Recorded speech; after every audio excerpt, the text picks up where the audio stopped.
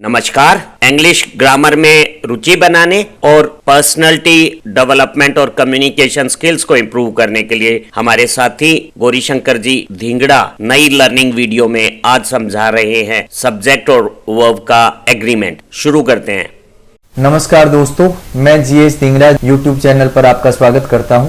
आज का अपना टॉपिक है सब्जेक्ट वर्ब एग्रीमेंट। इस टॉपिक पर पहले 2 वीडियो बना करके अपलोड कर दिए गए हैं। उन वीडियोज को जिन्होंने नहीं देखा है वो जरूर उनको देख लेना ताकि ये टॉपिक पूरी तरह से आपको क्लियर हो जाए। जैसा कि इसका नाम है सब्जेक्ट वर्ब एग्रीमेंट, यानी सब्जेक्ट और वर्ब में एक समझौता रहता है कि अगर किसी भी सेंटेंस का सब्जेक्ट सिंगुलर होता है तो उस सेंटेंस में फिर वर्ब भी सिंगुलर आती है, और अगर सेंटेंस में सब्जेक्ट है वो प्लूरल होता है तो वर्ब भी उस सेंटेंस में फिर प्लूरल आती है। यानी सिंगुलर सब्जेक्ट तो सिंगुलर वर्ब और प्लूरल सब्जेक्ट तो प्लूरल वर्ब। इसी बेसिक रूल पर आधारित है आज का अपना ये वीडियो। इसके कुछ रूल्स और आपको मैं समझाऊंगा। पूरा वीडियो आखिर तक देखना। जो नए हैं वो चैनल को सब्सक्राइब भी कर लेना। तो आगे बढ़ते हैं। एक सब्जेक्ट वर्ब एग्रीमेंट टॉपिक से रिलेटेड एक नियम ये है कि अगर जो सेंटेंस का सब्जेक्ट है उसमें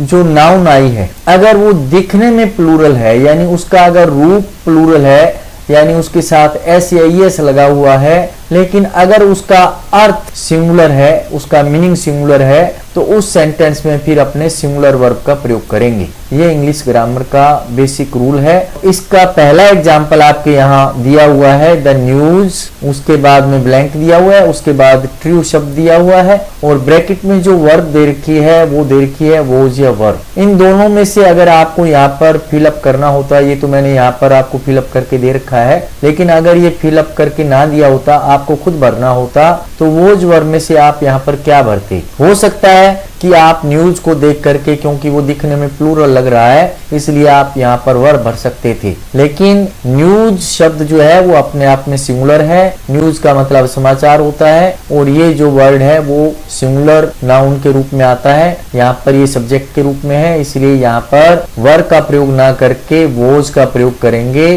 क्योंकि न्यूज वर्ड जो है वो दिखने में प्लूरल है लेकिन हकीकत में सिंगुलर है। इसी प्रकार से दूसरा जो एग्जाम्पल है उसमें मैथमेटिक्स सब्जेक्ट दिया हुआ है और फिर आगे ब्लैंक दिया हुआ था, और उसके बाद में एक गुड सब्जेक्ट, ये सेंटेंस के रिमेनिंग वर्ड्स दिए हुए हैं। ये अपना कंप्लीट सेंटेंस है मैथमेटिक्स, एक गुड सब्जेक्ट, और यहाँ पर ब्लैंक है। अगर इस ब्लैंक में आपको इज आर एम में से कोई वर्ब फिलअप करनी होती तो आप यहाँ पर फिर किस वर्ब का प्रयोग करते? आप हो सकता है मैथमेटिक्स की वजह से इसको प्लूरल मान लेते, यहाँ पर ऐसे लगा हुआ है इसलिए, लेकिन ये प्लूरल नहीं है, क्योंकि मैथमेटिक्स का मतलब गणित होता है। गणित एक सब्जेक्ट का नाम है, तो ये अपने आप में यहाँ सिंगुलर है, और क्योंकि ये सब्जेक्ट का काम कर रहा है तो यहाँ पर इसके हिसाब से अपने यहाँ वर्ब फिलअप करेंगे, और यहाँ पर सिंगुलर वर्ब अगर अपने प्रयोग करेंगे इन तीनों में से तो यहाँ पर इज का प्रयोग कर। तीसरा जो एग्जाम्पल दिया है वो है पॉलिटिक्स, और फिर ब्लैंक दिया हुआ है, उसके बाद बिकम ए बिजनेस,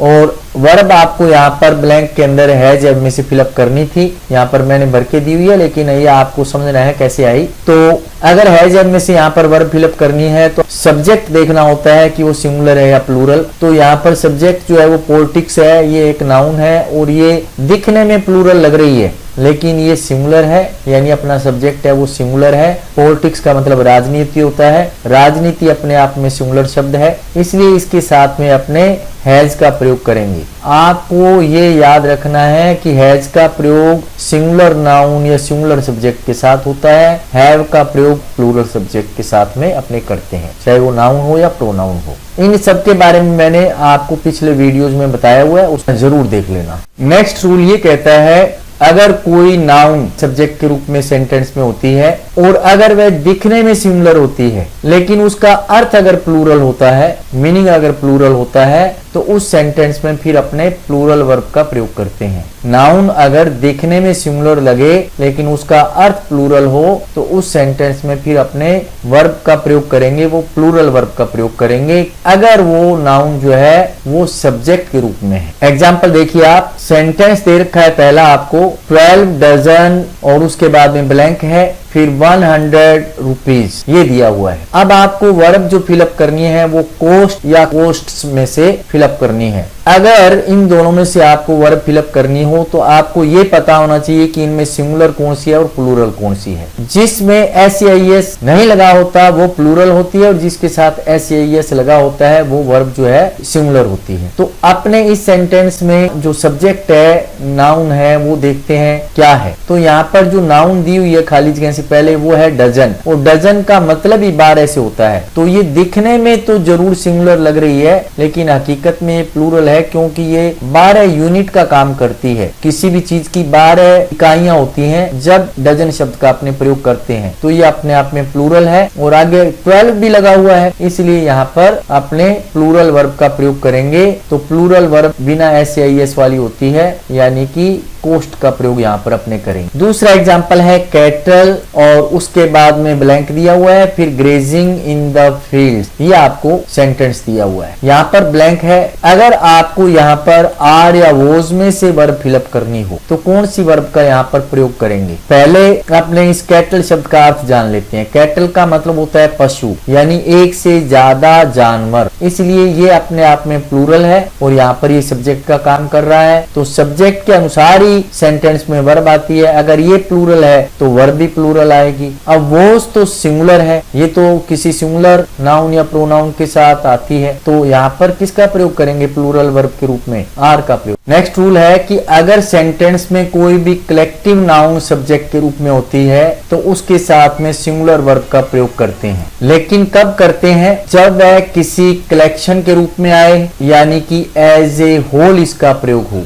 किसी एक यूनिट के रूप में उसका प्रयोग हो या किसी एक समूह के रूप में उसका प्रयोग हो, तब अपने उसके साथ में सिंगुलर वर्ब का प्रयोग करेंगे। जैसे एग्जांपल यहाँ दिया हुआ है द कमेटी, और उसके बाद में कमेटी के बाद में ब्लैंक दिया हुआ है, उसके बाद है सबमिटेड इट्स रिपोर्ट, ये बाकी सेंटेंस दिया हुआ है आपका। और यहाँ पर ब्लैंक है, यहाँ पर फिलअप किया हुआ है मैंने हैज को, लेकिन आपको ये एग्जाम में खाली जगह दी जाती है तो वहां पर फिर आप किस हिसाब से वर्ब फिलअप करेंगे। मान लो कि आपको वहां पर अल्टरनेट में ऑप्शन में हैज हैव दिए हुए हैं, इनमें से यहाँ पर वर्ब फिलअप करनी है, तो यहाँ पर आप किसका प्रयोग करोगे और क्यों करोगे? तो इसका कारण मैं आपको बताता हूँ कि कमेटी जो है वो अपने आप में एक संस्था है। कमेटी समिति को कहते हैं, समिति अपने आप में एक संस्था होती है, ये एक यूनिट होता है, एक कलेक्शन होता है कुछ सदस्यों का, इसलिए ये सिंगुलर है। जब एक संस्था के रूप में इसका सेंटेंस में यूज होता है तो वह एक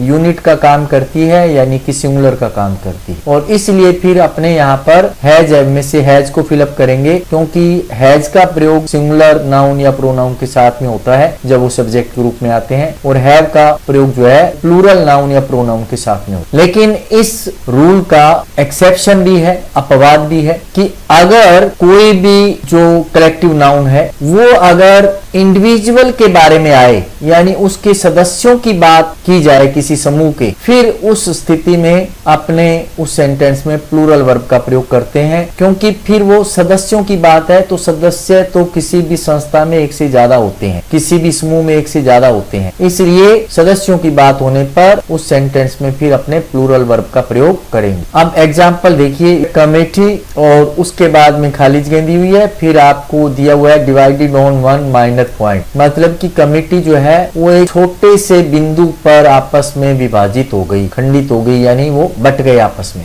तो कमेटी तो एक ही होती है, वो आपस में क्या बटेगी? कमेटी का मतलब यहाँ पर कमेटी के सदस्यों से है, मेंबर से है, यानी इंडिविजुअल से है। अगर किसी भी समूहवाचक शब्द का यानी कलेक्टिव नाउन का अगर किसी सेंटेंस में उसके सदस्यों से अभिप्राय होता है, सदस्यों की ओर इशारा होता है, तब उस सेंटेंस में अपने प्लूरल वर्ब का प्रयोग करते हैं। तो यहाँ पर अपने आर का प्रयोग करेंगे अगर अपने को इज आर एम में से किसी वर्ब का प्रयोग करना हो, क्योंकि इज तो सिंगुलर है, तो यहाँ पर कमेटी एक यूनिट के रूप में नहीं आई है बल्कि उसके सदस्यों के रूप में आई है। तो सदस्य तो ज्यादा है, इसलिए आर का प्रयोग करेंगे, और एम का प्रयोग तो अपने सिर्फ आई के साथ करते हैं। तो स्टूडेंट्स, आज का अपना वीडियो यहीं समाप्त होता है। उम्मीद है ये वीडियो लेसन आपको पसंद आया होगा, आपको समझ में भी आया होगा। अगर ये वीडियो लेसन आपको समझ में आया हो, अच्छा लगा हो, तो अपने दोस्तों मित्रों में रिश्तेदारों में शेयर करना, चैनल को अवश्य सब्सक्राइब कर लेना, बेल आइकन को भी प्रेस कर देना ताकि आने वाले तमाम वीडियोस के नोटिफिकेशंस आपको समय पर मिलते रहें। मिलते हैं इसी प्रकार के एक वैल्यूएबल